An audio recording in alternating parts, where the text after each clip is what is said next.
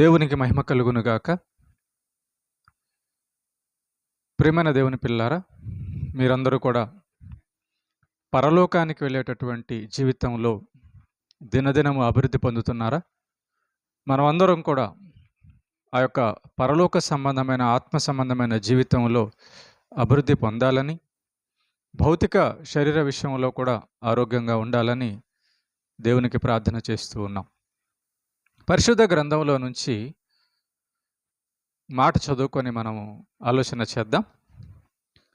కీర్తనల గ్రంథము 145వ అధ్యాయము 18, 19 వచనాలు. కీర్తనల గ్రంథము 145వ అధ్యాయము 18, 19 వచనాలు.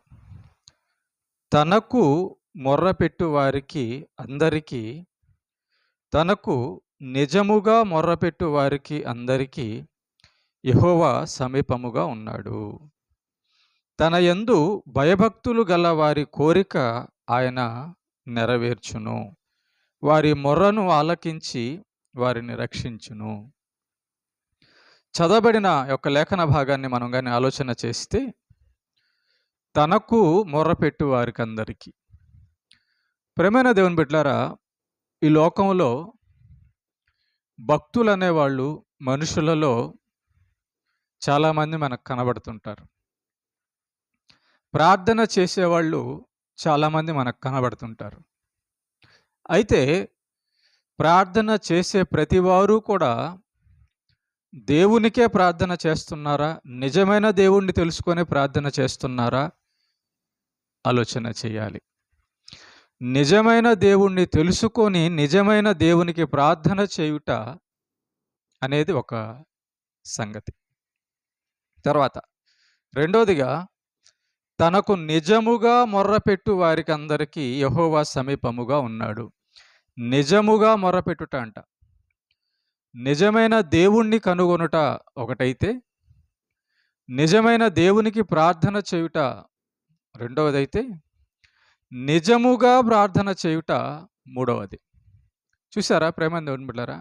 మరి నిజముగా ప్రార్థన చేయుట ఏంటి, అబద్ధముగా ప్రార్థన చేయుట ఏంటి అంటే, దేవుడు ప్రతి మనిషి హృదయాలను పరిశీలిస్తుంటాడు. వారి హృదయములో పుట్టేటటువంటి ఆ యొక్క ప్రార్థన ఆలోచనలన్నీ కూడా దేవుడు చూస్తూ ఉంటాడు. కనుక ఏ ఉద్దేశంతో దేవునికి ప్రార్థన చేస్తున్నారో, వారి హృదయములో మంచి ఆలోచనలు కలిగి, దేవుని ఎడల మంచి అభిప్రాయము కలిగి వారు ప్రార్థన చేస్తున్నారా, లేకపోతే దేవుని దూషిస్తూ ప్రార్థన చేస్తున్నారా, దేవుని మీద అవిశ్వాసం కలిగి ప్రార్థన చేస్తున్నారా, లేదా పాపపు కోరికల నిమిత్తము ప్రార్థన చేస్తున్నారా అనేది నిజమైన ప్రార్థన ఒకటి ఉంది. నిజమైన ప్రార్థన దేవుని యొక్క చిత్తమును ఎరిగి, దేవుని యొక్క ఇష్టాలు ఎరిగి చేసే ప్రార్థన, ఆయనకిష్టమైనటువంటి ప్రార్థన నిజమైన ప్రార్థన. కాబట్టి దేవుని చిత్తానుసారంగా బ్రతుకుతూ, దేవుని చిత్తానుసారంగా బ్రతికే బ్రతుకులో చేసే ప్రార్థన నిజమైన ప్రార్థన. అలాంటి వారికి యెహోవా సమీపముగా ఉన్నాడు. నిజమైన దేవుడు యెహోవా. ఆ యెహోవాని కనుగొనుట నిజమైన దేవుడని, ఆ యెహోవాకు ప్రార్థన చేయుట, ఆ యెహోవా దేవునికి నిజముగా ప్రార్థన చేయుట, ఆయన యొక్క చిత్తానుసారంగా నడుచుకుంటూ నిజముగా ప్రార్థన చేసేవారికి దేవుడు సమీపంగా ఉంటాడట. అవును, మనం గ్రంథంలో చూస్తున్నాము. నిజమైన దేవుణ్ణి ఎరిగినటువంటి అబ్రహాము, నిజమైన దేవుణ్ణి ఎరిగినటువంటి దావీదు, నిజమైన దేవుణ్ణి ఎరిగినటువంటి మోషే, ఇలా భక్తులందరినీ మనం కూడా గమనిస్తే వారికి దేవుడు సమీపంగా ఉన్నాడు. వారి ప్రార్థన ఆలకించాడు. వారు నిజముగా దేవునికి మొరపెట్టే విధంగా ఉన్నారు. 19వ వచనం, తన యందు భయభక్తులు గల వారి కోరిక ఆయన నెరవేర్చును. దేవుని ఎడల భయభక్తులు కలిగి ఉండే వారి కోరిక ఆయన నెరవేరుస్తాడట. దేవుని ఎడల భయము భక్తి కలిగి ఉంటే ఎలాంటి కోరిక కలిగి ఉంటారు? నీతిమంతుడైన దేవుని యందు భయభక్తులు కలిగి ఉంటే నీతి గల కోరికలు కలిగి ఉంటారు, మంచి ఉద్దేశాలు కలిగి ఉంటారు. కాబట్టి మంచి ఉద్దేశాలతో దేవునికి ప్రార్థన చేస్తే ఆయన ఎందుకు ప్రార్థన వినడు? మంచి ఉద్దేశంతో ప్రార్థన చేసే వారందరి ప్రార్థన ఆయన వింటాడు.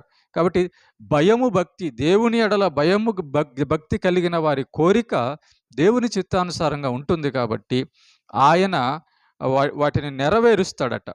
వారి మొర ఆలకించి వారిని రక్షించును. కాబట్టి నీతిమంతులు, నిజంగా దేవునికి ప్రార్థన చేసేవారు, దేవుని ఎడల భయభక్తులు కలిగిన వారు ఈ లోకంలో ఉంటారు. కాబట్టి లోకంలో ఎంతో పాపులు, సాతాను అనుచరులు ఉంటారు. వారి వలన కొన్ని సమస్యలు, ప్రమాదాలు రావచ్చు. అలాంటి సమస్యల్లో ప్రేమని దేవుని బిడ్డలారా, నిజముగా భయభక్తులు కలిగి, నిజమైన దేవుడైన యెహోవాకు ప్రార్థన చేస్తూ, నీతి కలిగి, భయభక్తులు కలిగి ఎవరైతే ఉంటారో వాళ్ళని దేవుడు ఖచ్చితంగా రక్షిస్తానంటున్నాడు. వారి మొర ఖచ్చితంగా వింటానంటున్నాడు. వారికి దేవుడు సమీపంగా ఉంటానని అంటున్నాడు. నమ్మదగిన దేవుడు, పరిశుద్ధుడైన దేవుడు యెహోవా దేవుడు. కాబట్టి ఆయనను కనుగొని, ఆయన చిత్తానుసారంగా ప్రార్థన చేస్తూ, ఆయన యందు భయభక్తులు కలిగి ఉండి, ఆయన చెప్పినట్లుగా మనం చేస్తూ ఉంటే ఖచ్చితంగా దేవుడు మన ప్రార్థనను విని, మనల్ని రక్షించి, మనకు సమీపంగా ఉంటూ నడిపించేవాడుగా ఉంటాడు. ప్రార్థన చేద్దాం. కృపగలిగిన మా కన్న తండ్రి, మహోన్నతుడైన దేవా స్తోత్రం. నిజమైన దేవా యెహోవా నిన్ను స్తుతిస్తున్నాం. అవును తండ్రి, నీ యందు భయభక్తులు కలిగిన వారికి, నిజముగా నీ మంచి హృదయముతో నీకు ప్రార్థన చేసేవారికి నాయన నువ్వు సమీపంగా ఉండే దేవుడవు, రక్షించే దేవుడవు, మొర ఆలకించే దేవుడవై ఉన్నావు. అందుని బట్టి స్తుతిస్తున్నాం. ఈ వాక్యం వింటున్న వారిలో ప్రార్థన ఏకీభవిస్తున్న వారందరినీ కూడా ప్రభా బలపరచండి, అన్ని విషయాల్లో కాపాడండి. నీ యందు భయభక్తులు కలిగి, నీతి కలిగిన ఆయన బతికే ప్రతి వారిని కూడా ప్రభా నీవు రక్షించే దేవుడివై ఉన్నందుకు స్తుతిస్తూ, అందరిని కూడా ఆత్మ సంబంధమైన జీవితంలో బలపరచండి. భౌతిక శరీర అవసరాలు కూడా తీర్చమని క్రీస్తు పేట ప్రార్థిస్తున్నాం తండ్రి. ఆమెన్.